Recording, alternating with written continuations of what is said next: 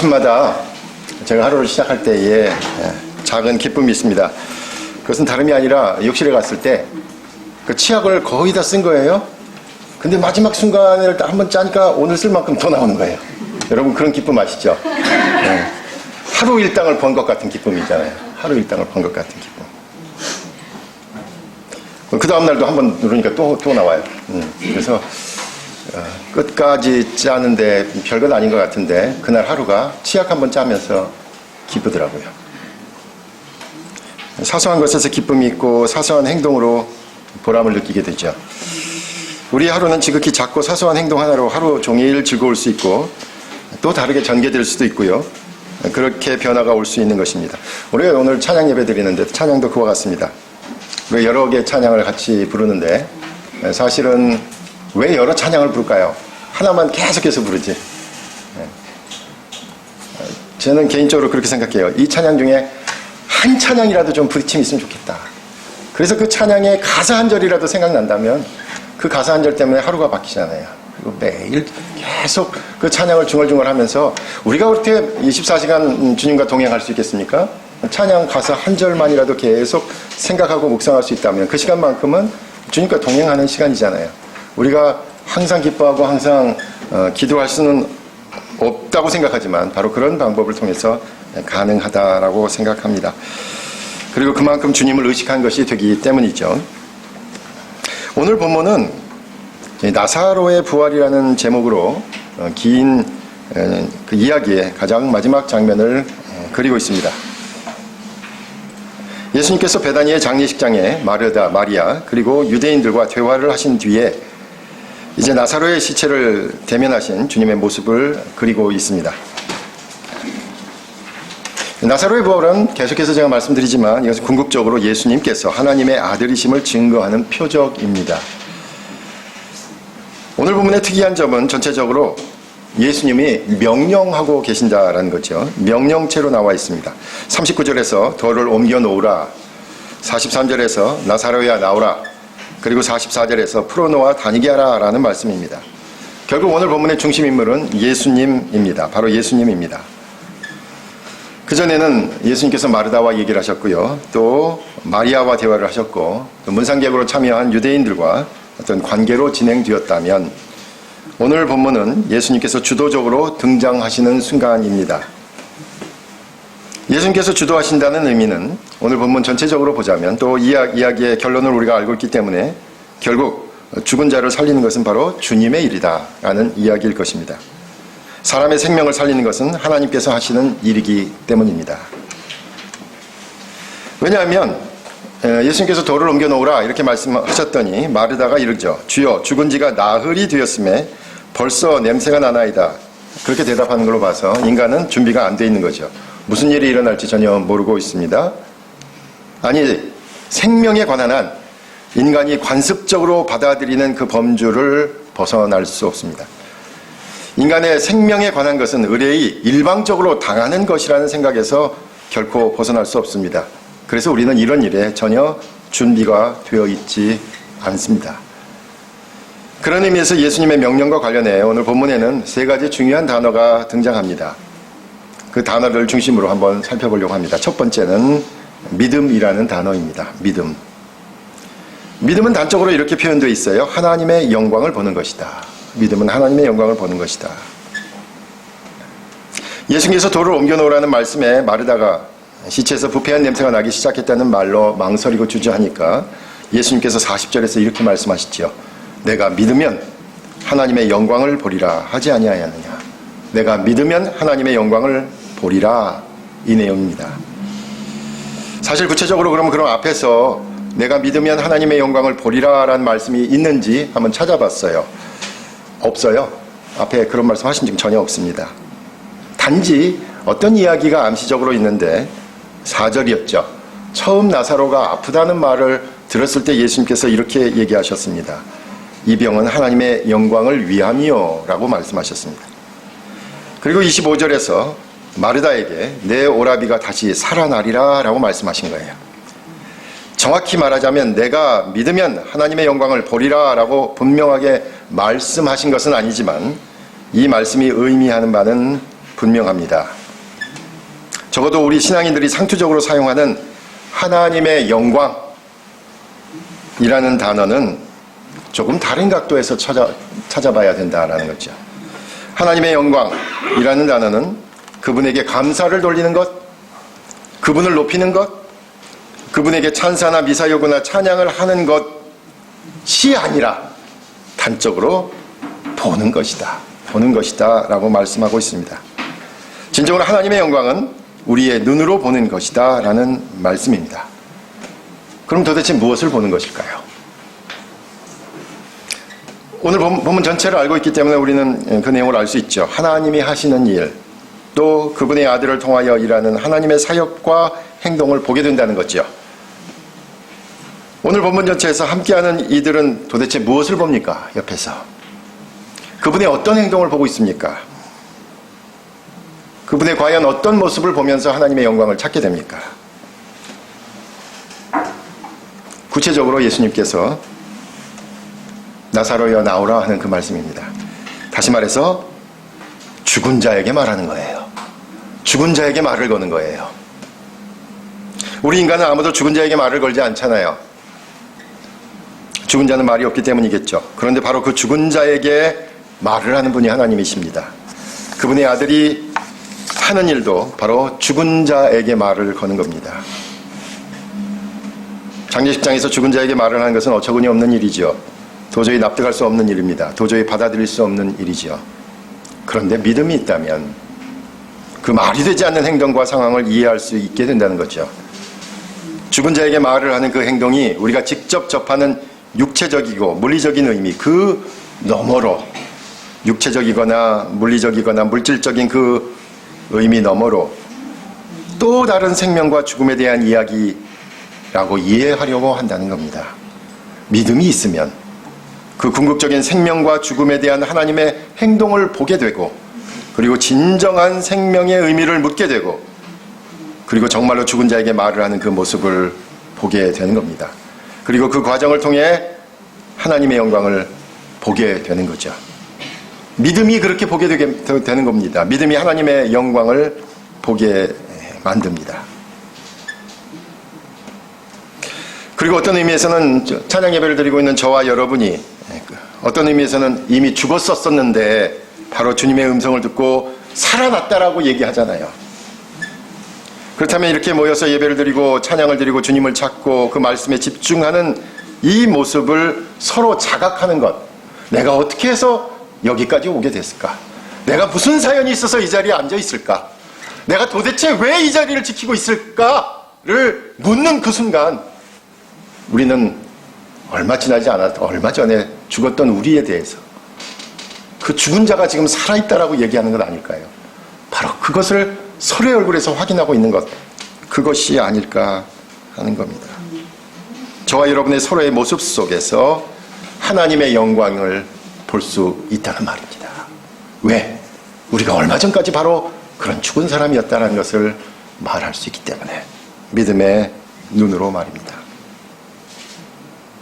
그리고 이제 저와 여러분이 바로 얼마 전까지만 해도 하나님을 모르고 죽은 자였는데 이제는 이렇게 살았다고 하면서 세상을 살고 있다면 이제 우리 주변에 여전히 죽은 자들에게 대해서 말을 거는 것을 포기할 수는 없습니다.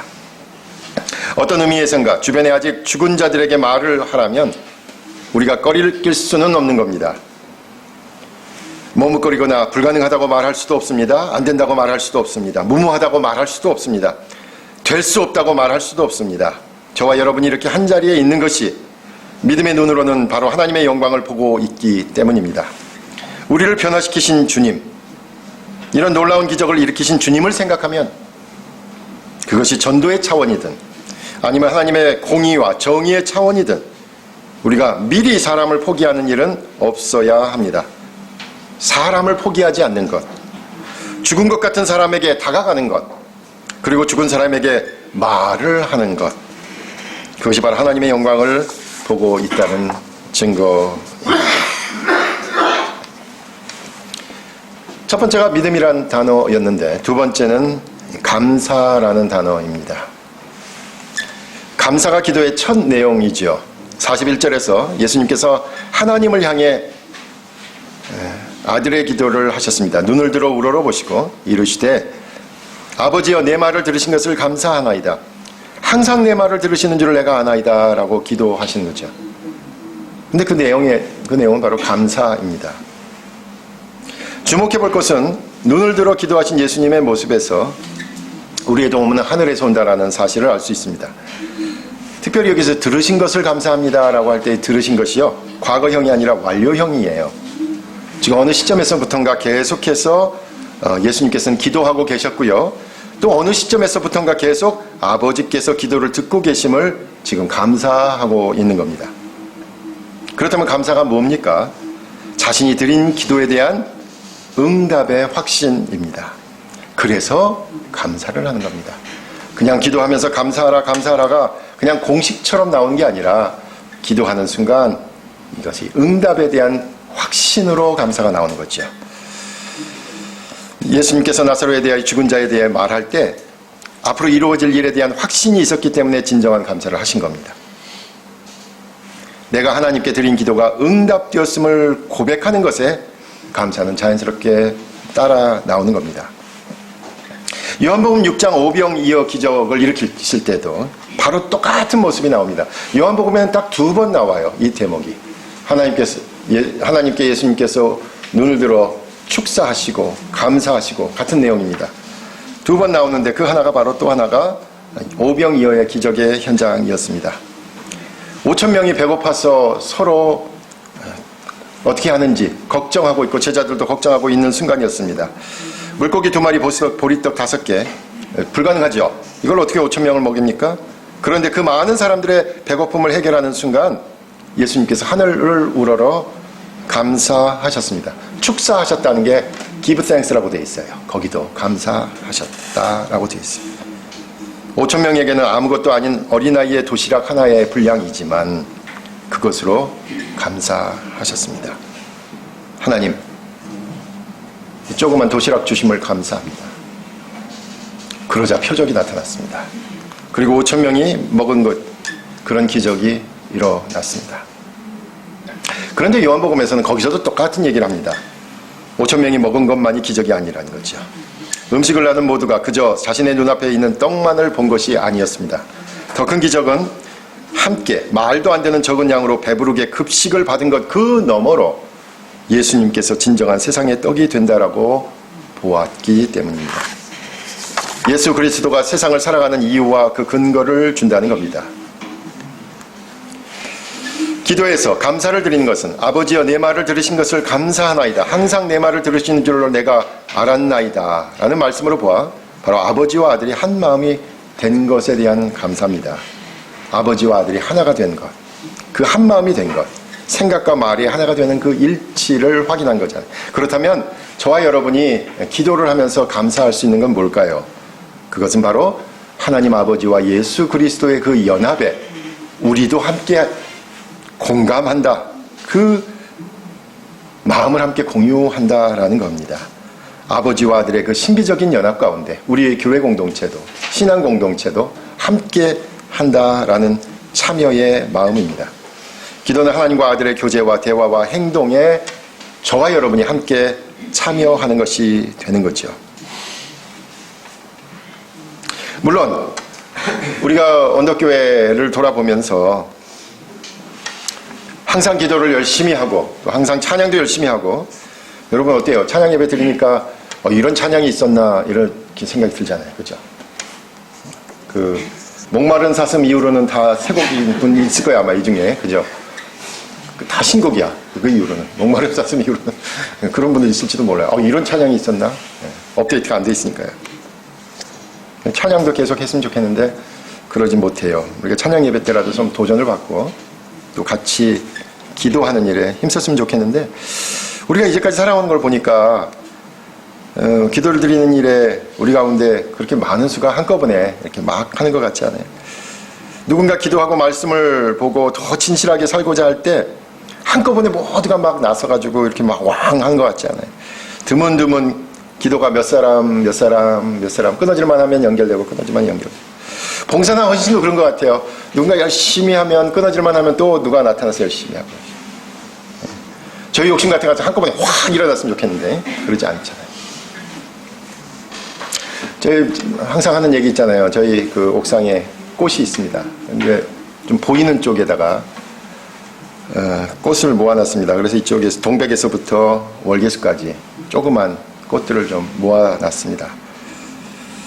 한꺼번에 다 피면 얼마나 좋을까요? 집사람이 확 핀 거 보고 싶다 그래서 한 번에 확 피었으면 좋겠는데 확 피질 않아요. 여기에 채송화가 한번 피고 지면 옆에서 메리골드가 한번 피었다가 져요. 또 메리골드가 피고 지면 옆에서 또 지난번에 우리 권사님이 주신 설화가 또 한번 폈다가 져요. 또 폈다가 지면 그제서 겨울에 다 되니까 동백이 폈다가 져요. 만약에 한 번에 활짝 다 피면 화무시비롱이라 그러잖아요. 열흘만 꽃이 활짝 피겠죠. 1년 동안. 근데 하나씩 폈다 지고 하나씩 폈다 지고 그러니까 1년 내내 지켜보게 되더라고요. 1년 내내. 우리 마음 같아가지고는 한번 확 폈으면 좋겠는데 그렇게 열의를 피느니 1년 내내 꽃을 바라보면서 기다리고 애태우고 또 기다리고 애태우고 하잖아요. 그리고 매일 가볼 수 있잖아요. 이것도 은혜다라는 생각이 들었습니다. 그렇게 봄부터 가을까지 겨울에 지금 동백이 펴서 1년 내내 꽃을 볼 수 있습니다. 감사하는 마음 중요합니다. 우리가 드리는 기도, 간절한 기도들이, 은밀한 기도들이 또 서로 얘기할 수 없는 그런 사연들이 있을 텐데 그 기도하실 때에 하나님께서 들으신다. 하나님께서 들으신다는 확신이 있을 때만 진정한 감사가 생겨납니다. 마지막으로 본문에서 주목할 단어는 나사로여 나오라. 그러니까 나사로가 나오는 장면이에요. 행동이죠. 행동으로 기도가 마무리되고 오늘 본문이 마무리됩니다. 앞에서 말씀드린 것처럼 죽은 자에게 말을 하는 것이 바로 복음입니다.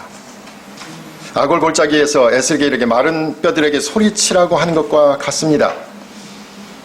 어쩌면 우리는 죽은 자들을 향해서 복음을 전하는 것이고 또 우리가 하나님의 나라에 대해서 선포하는 것도 어쩌면 죽은 자들에게 대한 소리를 치는 것이죠.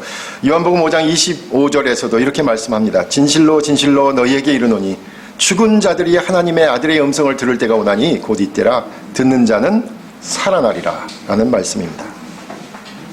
그런데 우리는 여전히 현대인의 시각으로 나사로가 과연 물리적으로 육체적으로 산 것인가를 묻고 있습니다. 여기서 단서를 제공하는 것은 바로 9장에서부터 나오는 나면서부터 시각장애인이었던 사람이 시각을 얻었을 때 한 말이죠. 그 시각을 얻은 사람이 눈으로 예수님을 보면서 뭐라고 합니까? 이는 하나님의 아들이었다라고 알아본 사실입니다. 시각을 얻은 사람의 진정한 기적은 하나님의 아들을 알아보는 데 있었습니다. 그래서 그때도 제가 기적 가운데 기적이라는 설교를 한 기억이 있습니다. 그와 같이 나사로가 실제로 육체를 가지고 살았다는 것은 어떻게 설명할 수 없는 기적이지만 그보다 더 큰 기적은 그가 죽은 상태에서 그분의 음성을 들었다는 거죠. 죽은 자가 들었다는 겁니다. 이것이 기적입니다. 그렇다면 오늘 본문은 저와 여러분에게 분명하게 질문합니다. 결정적으로 우리가 이 요한복음에 나오는 이 사도 요한의 시각을 가질 것이냐 말 것이냐를 질문합니다. 요한은 우리에게 물질적인 시각을 좀 내려놓고 접어놓고 세상을 바라보라고 권면합니다. 어쩌면 진정한 생명 그리고 영생이라는 것은 바로 하나님이 보내신 분을 알고 그분을 경배하는 것이라는 거죠.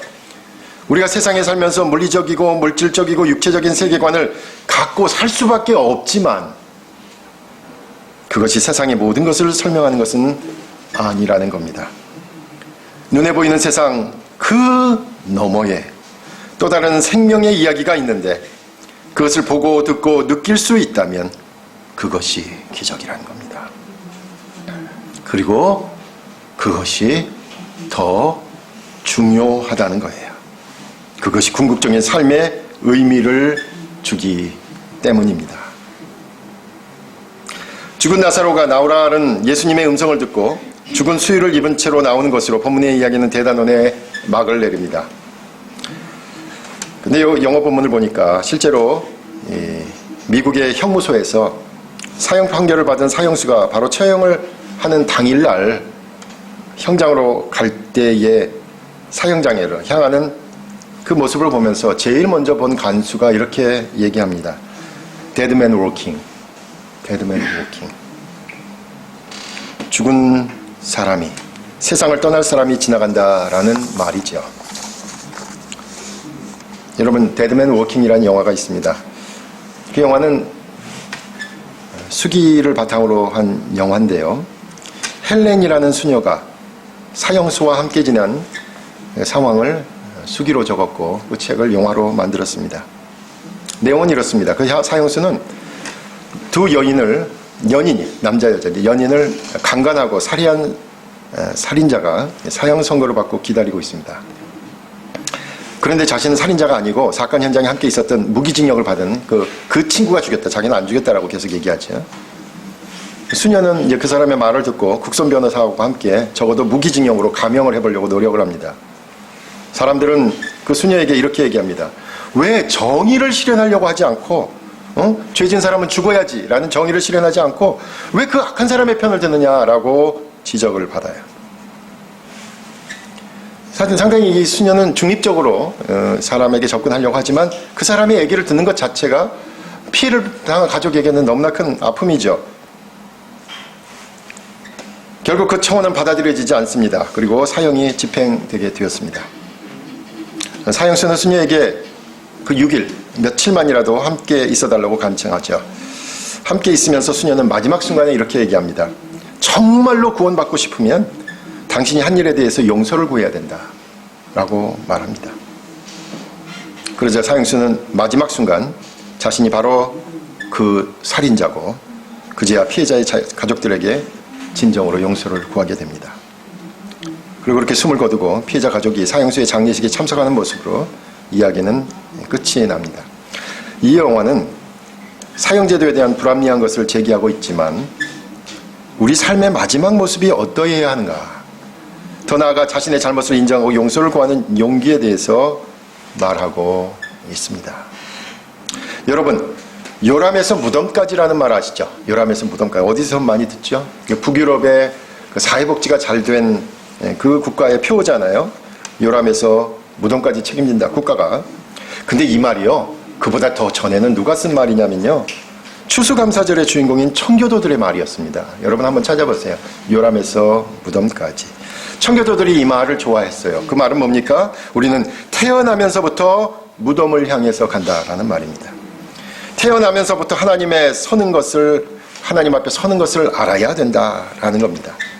그렇다면 우리는 태어나면서부터 지금 이 순간에도 그런 의미에서 우리는 모두는 나사로는 죽은 가운데서 걸어 나왔지만 우리는 나사로와의 반대 방향으로 데드맨 워킹 하고 있는 거죠. 우리 모두는 사형수로서 처형장으로 향하는 바로 그 길 가운데 있습니다. 그런데 놀라운 말씀은 나사로에게 하신 것처럼 바로 그 죽음을 향한 우리에게 이미 죽은 자와 같이 아무런 감정도 없고 아무런 감동도 없고 아무런 변화도 없이 이미 죽은 우리를 향해서 말씀을 걸어오고 계신 분이 있다는 사실입니다. 늘 함께 하겠다. 사실 이제까지 늘 함께 있었고 그리고 앞으로 그 어떤 순간에도 내가 함께 할 것이다 라고 말씀을 걸어오는 분이 있다는 사실입니다. 바로 그분의 말씀을 듣는 순간 우리는 살아나는 겁니다.